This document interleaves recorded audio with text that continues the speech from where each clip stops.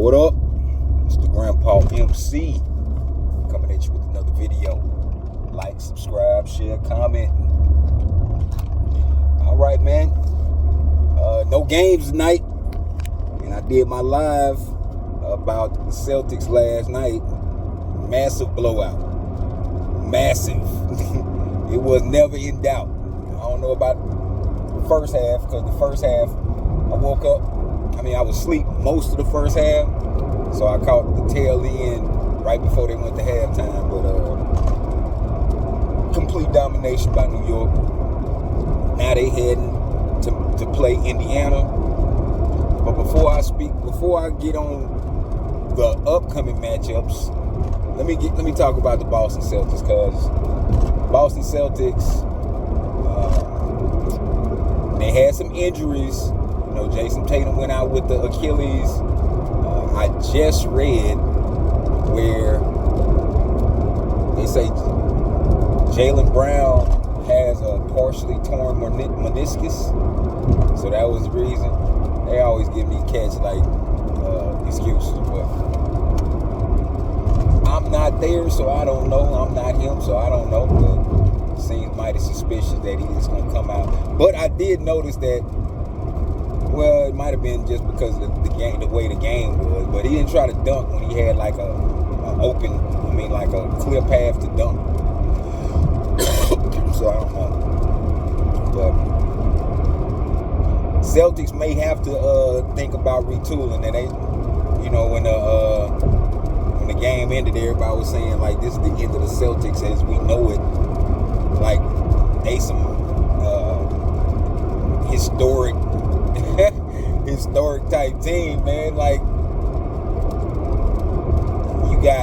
they got lucky. It was a fortuitous trip to the NBA Finals for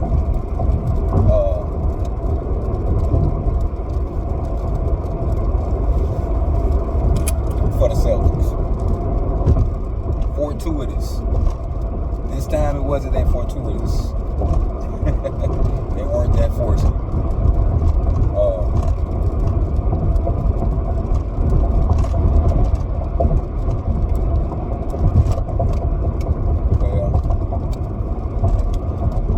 They played Orlando. I thought Orlando might give them a good run, but they only got one game from them. But the thing about the Celtics, they shoot too many threes, man. Too many threes. Like, I understand these days and times have changed. Analytics have they're like the main go-to thing when you want to evaluate a team now. So it's whatever. But anybody watching the Celtics during the series between them and New York, they were shooting way too many threes. Now, if you're hitting them, cool. Like they did on the opening night, they had a record-breaking shooting night with shooting threes. So, that's one thing. But then you missing 45. You missing 100 in 2 games. Like you might need to change your strategy up just a little bit. Me personally, I'm not. They seem more intimidating when Ime Udoka coached for them. Now, Mazzulla, I don't know if the jury's out on him, but I don't think he's a great basketball mind like that. I could be wrong, but he just seems like he's a kind of like on the same level as Mike Tomlin. He says a lot of great things. Sometimes he says some off the wall things, but he says some great things. And you know what I'm saying? Like, he seems buttoned up. So I don't know about that. But as far as Brad Stevens, if Brad Stevens is still in the organization, I think so. I think he's in the front office, but they might need to think about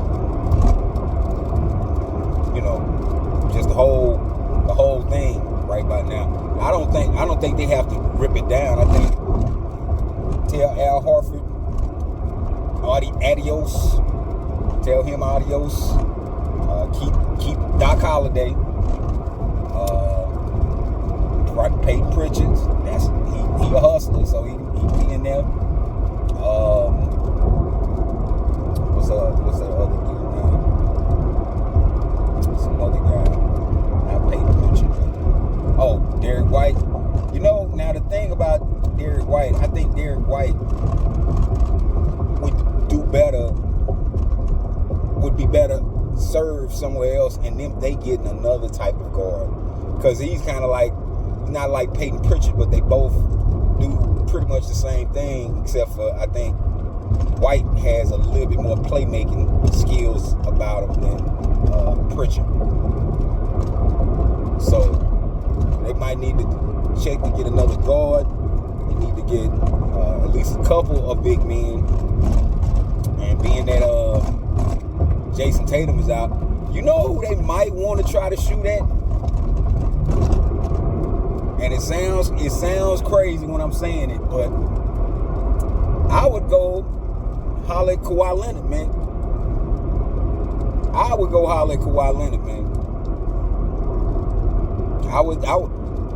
would see what Kawhi Leonard wants. I mean, what he want to do. Because, I mean, that Clipper, that ship and sail too, man. Like, it's time to rip that apart. Maybe start all over, but, like, Ballmer don't want to do that because he done paid out all that loot. Paid out all that loot to have that court built. And it's an impressive sight. But at the same time, like having a replay, and that's what it'll be. Hoping that Kawhi be able to be healthy for the playoffs. And I know people saying, like, well, if he's not gonna be healthy for the Clippers, what about Boston? But in Boston, I don't think they would have to play him a whole lot at the beginning. That's the thing. You need him to make the push to the playoffs. If y'all think y'all still got some championship level play in you, y'all gonna have to retool. And you don't have to rip the whole team up, but I don't know. We'll see. We'll see next year. It's gonna be a little bit of a wait. But going on to the conference finals, we already know what's up in the East. Indiana and New York renewing the rivalry. And you might have possibly Denver or OKC going up against Minnesota. Either one of them would be pretty good. I think, though, Minnesota would run through Denver a little bit. But who knows, because Denver is playing some inspired ball. Like Rudy T said, never underestimate the heart of a champion.